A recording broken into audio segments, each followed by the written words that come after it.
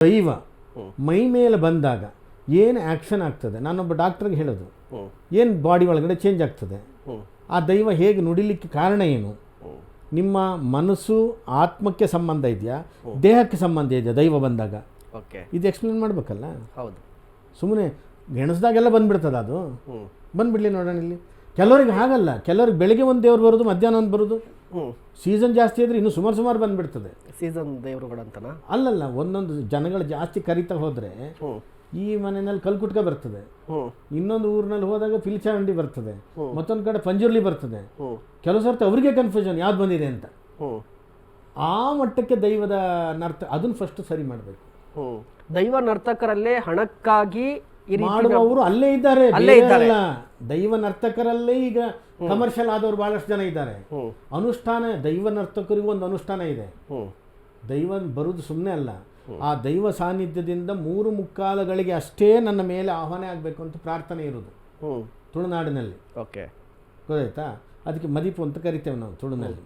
ಅದನ್ನು ಕರೆದು ನೀವು ಎಲ್ಲ ಜಗತ್ತಿನಲ್ಲಿ ಎಲ್ಲವನ್ನು ದಾಟಿ ಬಂದು ಈ ಮನುಷ್ಯನ ದೇಹದ ಒಳಗಡೆ 3 ಮುಕ್ಕಾಲಗಳಿಗೆ ಬಂದು ನೀನು ಆಹ್ವಾನ ಆಗಬೇಕಂತ.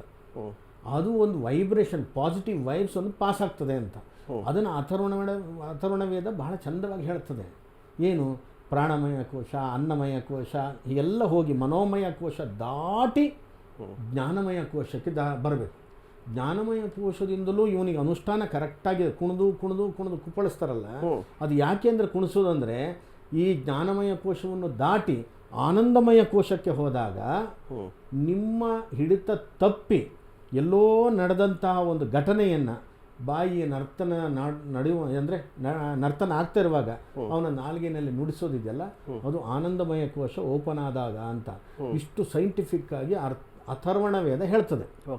ಹೀಗಿರುವಾಗ ಇಲ್ಲಿ ಆ ಕೋಶಗಳಿಗೆ ಹೋಗೋದೇ ಅಲ್ಲ, ಈ ಕೋಶಗಳೇ ಗೊತ್ತಿಲ್ಲ ಕೆಲವರಿಗೆ ಪ್ರಾಣಮಯ ಕೋಶದಲ್ಲೇ ಪ್ರಾಣ ಹೋಗಿರ್ತದೆ.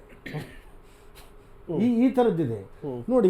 ಇದ್ದಿದೆಯಲ್ಲ, ನಾವು ವೈಜ್ಞಾನಿಕವಾಗಿ ಕರೆಯೋದು ಯಾವುದು, ಫಿಲ್ಮ್ ನೋಡ್ತಾ ನೋಡ್ತಾ ಮೈಮೇಲೆ ಬಂತಲ್ಲ, ಇದು ವೈಜ್ಞಾನಿಕವಾಗಿ ಕರೆಯೋದು ಸೈಕೋಸೊಮ್ಯಾಟಿಕ್ ಡಿಸೀಸ್ ಅಂತ.